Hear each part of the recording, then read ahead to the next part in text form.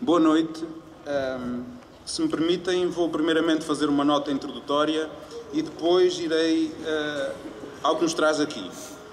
Vou tentar não vos roubar mais do que 20 minutos. Pode ser?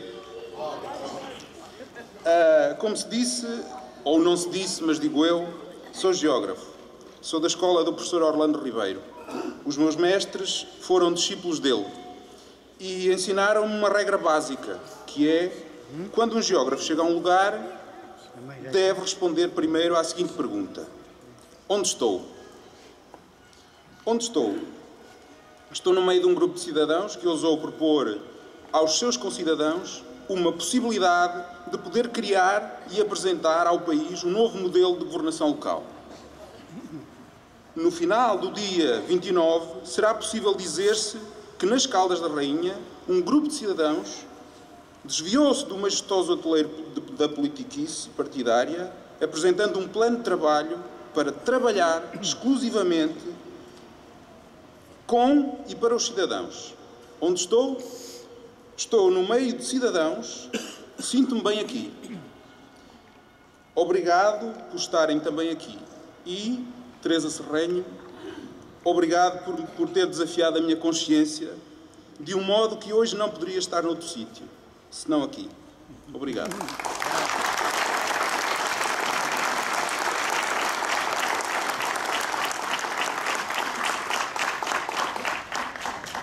Voltamos ao aqui.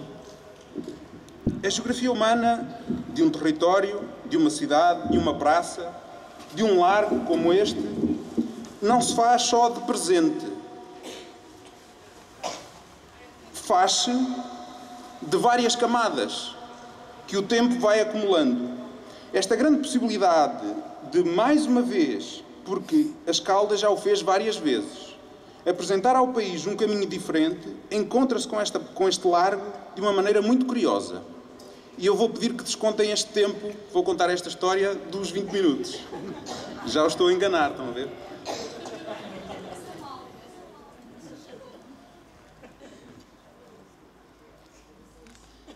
Neste mesmo largo, no mês de setembro de 1928, no dia 10 de setembro, nós falhamos por 3 dias, teve lugar aqui um acontecimento inserido numa grande efervescência, numa estratégia, numa capacidade de realização impressionantes.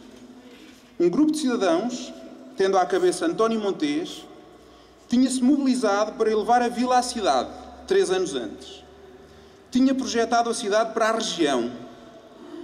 Tinha aprovado um plano de urbanização, feito por Paulino Montes. E estava a convocar as suas 3 figuras cimeiras, diria eu, a troika maior da cidade, para ampliar as possibilidades da recém-criada cidade. Aqui um acontecimento simbólico preparado anos antes, de reconciliação do pintor do Sol, nascido a 100 metros daqui, com a sua terra natal. Estando a decorrer uma homenagem nacional ao mestre José Malhoa, um grupo de cidadãos resolveu promover a aproximação àqueles que considerava serem os seus filhos mais ilustres. A Rainha Dona Leonor, enfim, não sendo filha, fez aqui uma obra importante, Bordalo e José Malhoa.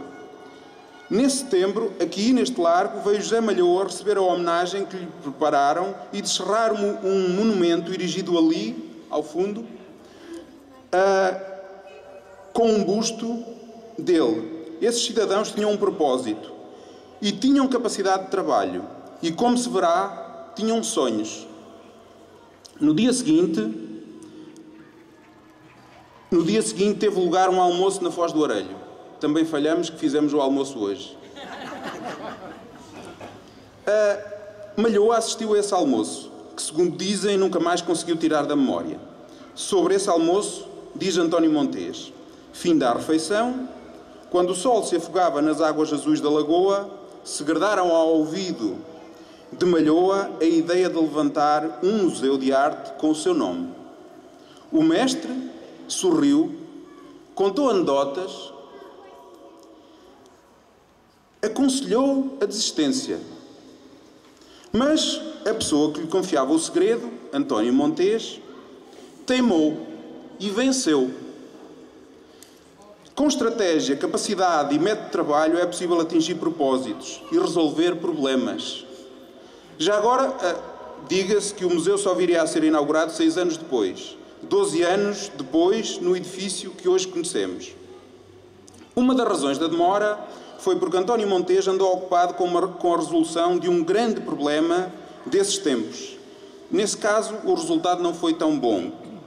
Sabem qual era o problema? Alguém consegue adivinhar? Bingo! O problema era a paralisação do Hospital Termal. Dizia ele, notem, não foi hoje, foi em 1929. Lamento que o regionalismo que tanto defendemos esteja de braços cruzados perante tão importante assunto, esquecendo-se que, a continuarem paralisadas as obras, ninguém porá os pés na nossa terra na próxima época. E apelava, reúnam-se todos antes os organismos locais, atirando para trás das costas a politiquice que durante tantos anos prejudicou a nossa terra. E uma vez reunidos, dirijam-se ao Governo, falando-lhe claramente sobre a importância do hospital e das águas para a recém-criada cidade. Em 1929. Não foi no Jornal de hoje. Retomo a pergunta e agora vou responder. Estou num lugar simbólico onde há 85 anos se homenageou uma figura maior desta cidade e onde um grupo de cidadãos, embrenhados na sua consciência cívica, sonhou o que viria a ser um equipamento pioneiro. O primeiro edifício em Portugal, pensado e construído para ser exclusivamente um museu de arte. Estou entre cidadãos que sonham e já estão a concretizar uma nova etapa da governação local, que vai servir de referência ao país. Se nós quisermos, tal como o exemplo que falamos, confrontamos duas componentes, a visão estratégica e a capacidade de realização, para posicionarmos determinado território face à sua evolução no tempo. Se nós fizermos este exercício, a partir daquele diagrama, nós podemos ter 4 situações. Ou seja, pouca capacidade de realização, capacidade de transformar, ou muita capacidade de realização. Por outro lado, muita visão estratégica ou falta de visão estratégica. Se não tivermos nenhuma visão estratégica, nem nenhuma capacidade de realização, o que vai acontecer é que há uma degradação desse território. Portanto, o território degrada-se. Se, por outro lado, nós tivermos muita capacidade de realização, mas essa capacidade de realização não acompanha do ponto de vista da visão estratégica, o que acontece é que nós estamos a autolimitar esse território. Esse território nunca aproveitará convenientemente os seus recursos. E, portanto, nós vivemos num estado de sobrevivência medíocre. Se, por outro lado, passarmos para o outro meridiano, e se tivermos muita visão estratégica, mas tivermos pouca capacidade de realização, o que vai acontecer, como é óbvio, nós vamos frustrar as expectativas que criamos. E, portanto, esse território ilude-se. Tem muitas ideias, tem uma projeção muito boa, mas depois a capacidade de concretização é nula. A melhor das situações será quando nós temos muita visão estratégica, ou seja, temos uma visão estratégica muito clara e temos muita capacidade de realização. E aí nós temos uma situação em que o território se reinventa consecutivamente. Portanto, o nosso trabalho foi no sentido também de tentar posicionar o ponto de partida, de onde partimos hoje, neste diagrama ou num outro modo de pensar semelhante. Bom, então, como trabalhamos? Tentamos primeiro compreender o ponto de partida e fizemos um levantamento dos problemas mais importantes, fizemos um levantamento de 15 desses problemas, enfim, podíamos alongar mais a lista, mas, no fundo, tentamos reunir aquilo que são os principais bloqueios com os quais vamos ter que nos confrontar. Depois fizemos ainda aquilo que se chamou uma radiografia, ou seja, a partir de um conjunto de indicadores, tentarmos quantificar esse ponto de partida para termos mais informação sobre o ponto de onde vamos partir e, mais importante ainda, tentamos perceber quais são aqueles recursos que ainda estão disponíveis, que ainda podemos mobilizar e que são importantes para implementar um projeto de futuro. E a partir daí definimos, de facto, uma linha de trabalho a seguir, com princípios orientadores, ou seja, os crivos por onde a nossa ação vai passar, e eixos de intervenção.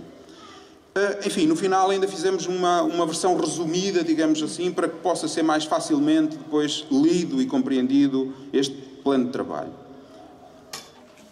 O que é a sedimentação de problemas? A sedimentação de problemas é a profundidade em que se encontram esses bloqueios. É a complexidade de que se revestem esses problemas. No fundo, é a extensão de oportunidades perdidas.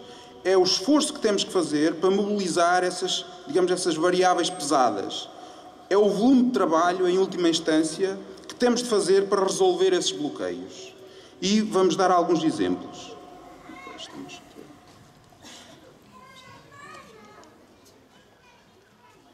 Primeiro exemplo.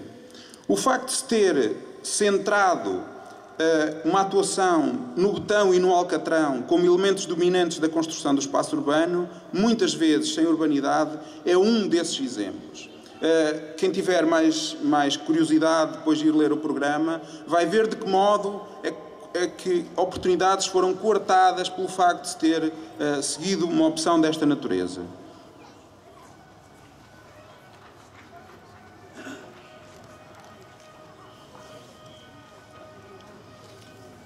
A inexistência de políticas de proteção e valorização ambiental é outro destes exemplos. E aqui estamos a falar de um caso onde, de facto, muitas oportunidades se perderam e onde o ponto de partida é muito exigente. Vamos ter que desempenhar muito trabalho para conseguir recuperar alguns destes recursos.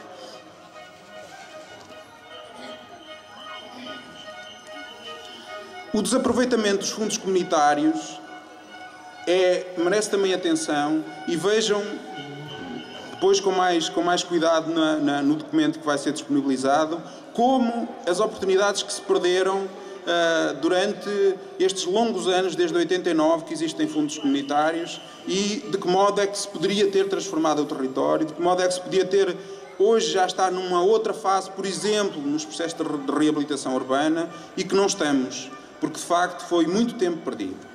E de novo, o esforço que foi desenvolvido é no sentido de percebermos como é que podemos arrancar agora, como é que podemos partir agora para atuar de outro modo. A ausência total de uma cultura de planeamento é outro desses exemplos. E este exemplo também é flagrante e é algo que vai ter que ser trabalhado para ser ultrapassado. Bom, mas partindo para uma fase seguinte, que é o tal que tem que ver com o levantamento em termos de indicadores daquilo que nos ajudam a perceber o território. Eu vou dar aqui alguns exemplos, 3 ou 4 exemplos disso mesmo. Por exemplo, se nós pensarmos na taxa de crescimento do número de desempregados, e se atendermos ao período de 2004-2013, nós percebemos que nas Caldas da Rainha essa taxa de crescimento é de 46,5%. Ou seja, praticamente o número duplicou. E é curioso ver que para o país esse crescimento foi inferior, quase 10 pontos percentuais. Isto merece algum cuidado e é um ponto de partida que temos que ter em conta. Podemos perceber que em 2004 tínhamos 1.623 desempregados, em janeiro de 2013 tínhamos 3.524, o que é significativo e é um problema com o qual temos que lidar. Outro exemplo desses indicadores, a taxa de crescimento do número de empresas da construção. E vejam que eu vou-me referir ao período onde foi maior a efervescência do setor da construção. Se nós observarmos esse período e virmos entre 96 e 2009, nós chegamos à conclusão que a taxa de crescimento dessas empresas foi 35,2%. Vejam que em 96 havia 65 empresas. Em 2009, o Conselho das Caldas da Rainha tinha 273 empresas. Portanto, foi uma opção.